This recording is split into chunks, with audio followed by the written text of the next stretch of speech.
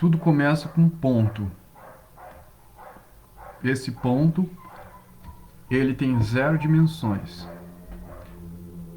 A ausência de dimensões. Esse ponto, também chamado por outros nomes, por exemplo, como centelha do espírito, esse ponto é o Ain. Então a gente tem esse ponto lá antes da manifestação, anterior à manifestação. Os Brahmanes, os hindus, chamam esse ponto de Parabrahman, que ele é anterior à manifestação. Esse ponto, por ter ausência de dimensões, então ele não tem definição alguma. Então ele é como imensurável, ele é inominável, ele é ilimitado, indeterminado. Então é no momento em que ele se manifesta, ele vai fazer uma reta. Ele vai sair, vai se mover de um ponto e vai manter a memória de onde ele estava, nesse movimento, e vai gerar então uma reta. Nessa reta, então, ele vai parar e vai formar duas dimensões, uma dimensão, né? Uma dimensão nessa reta. Então, essa reta é a primeira dimensão. Ou seja, cada dimensão, então, vai ser um movimento específico. E conforme essa centelha, esse ponto, ele vai se movimentando, ele vai guardando atrás de si memória. Memória do movimento que ele fez. E essa memória é o que vai fazer o quê? Ela vai transformar a energia ilimitada de Rockman em algo restringido, algo delimitado por Binah. Então, Rockman é uma energia expansiva, certo? No momento em que ela se manifesta, essa energia expansiva se manifesta em todas as direções.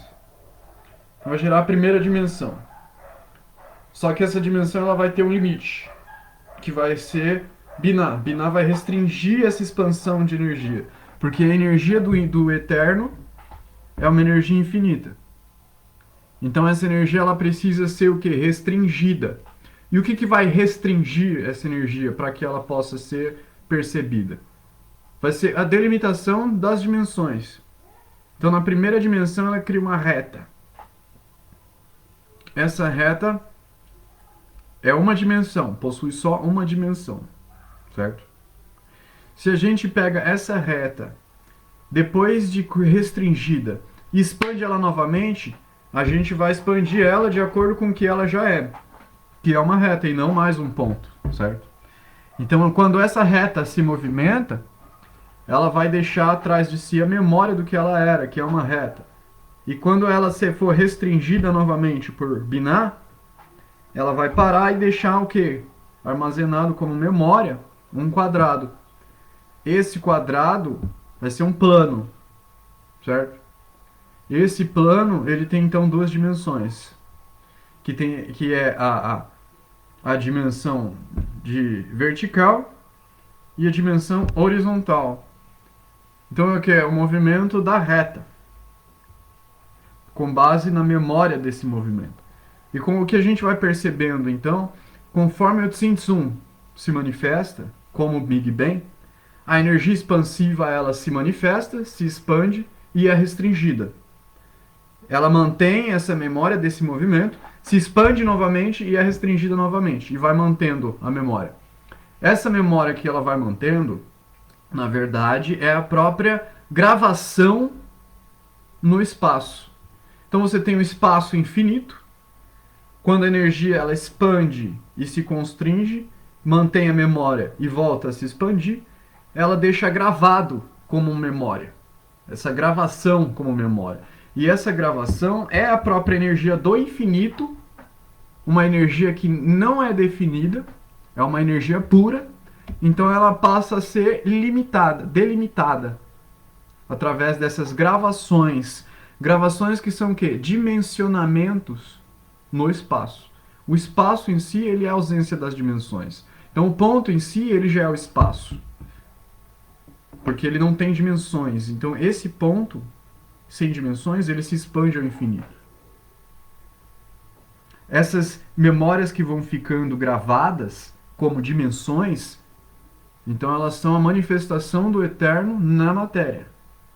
Conforme ele restringe a sua luz, a sua energia, ele vai deixando gravado nessa restrição como que um texto. Esse texto então é percebido pela consciência como as memórias. Só que ele faz isso em um processo contínuo e simultâneo. Ele faz toda essa manifestação. E então é o movimento da consciência na leitura desse texto é que vai nos dar então a percepção de tempo. Porque o nosso universo ele é construído com formas geométricas, com cores, com sons. E essas cores, sons e formas geométricas são exatamente o quê? A restrição e emanação, que é a mesma coisa do que o pulso da energia, o pulso das ondas que geram partículas, lá na que a física quântica fala. Isso tem a ver exatamente com o pulsar dessa centelha, que além de simplesmente pulsar, através da restrição, ele deixa armazenada uma memória. E cada pulso vai complementando uma memória anterior, gerando então um desenho, um texto, que é construído com formas, cores, sons. Por quê? Porque as formas geométricas que vão sendo dimensionadas através do movimento da luz é uma dimensão de percepção do eterno, que é a forma geométrica. Mas além da forma geométrica, também há a cor, que é uma outra dimensão, ou seja, a primeira dimensão vai gerar uma forma. A segunda dimensão vai gerar a forma e a cor. A terceira dimensão vai gerar a forma, a cor e o som. E por aí vai.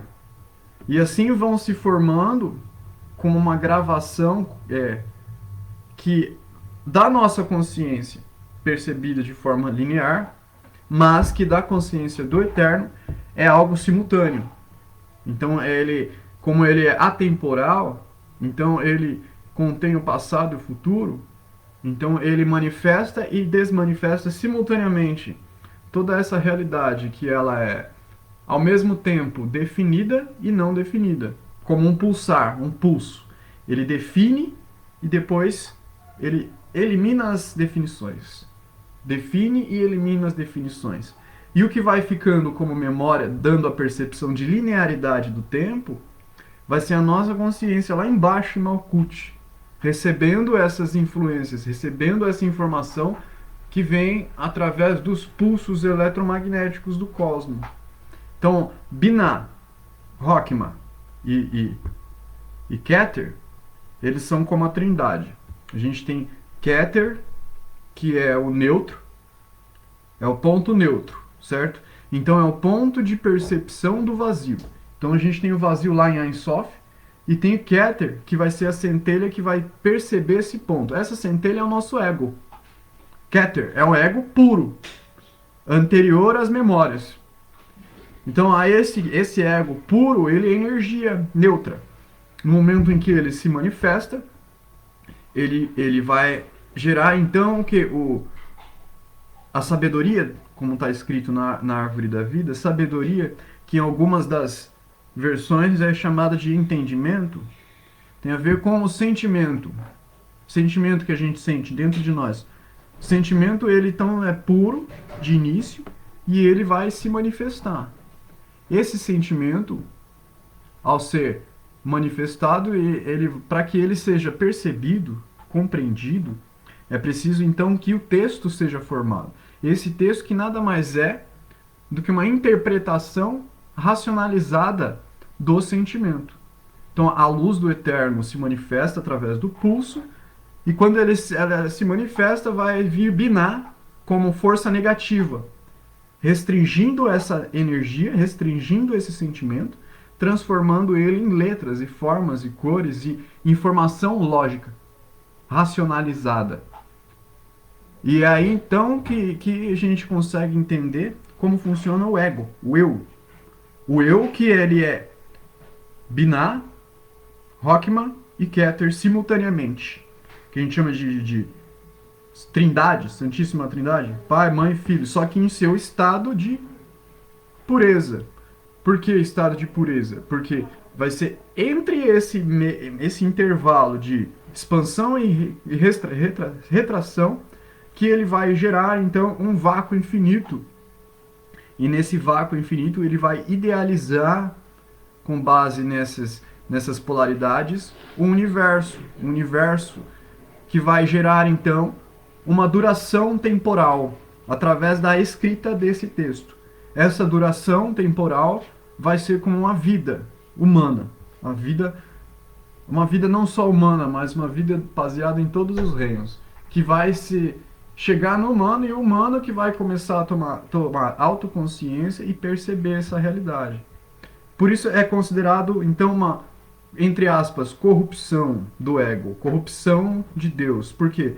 Porque ele vai se limitar, ele vai se ocultar de si mesmo a maior parte de si e vai desdobrar, ele vai revelar gradualmente através do que?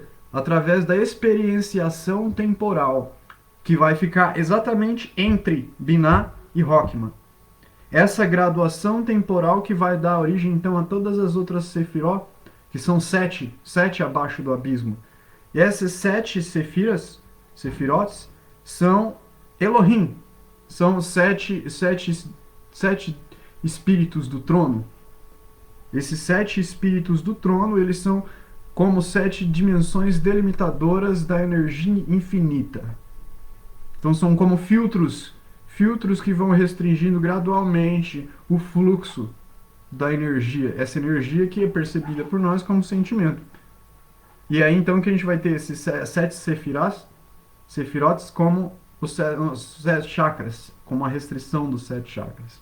A gente vai ter a tríade Rockman, Binah e Keter como um oitavo chakra, que vai ser puro.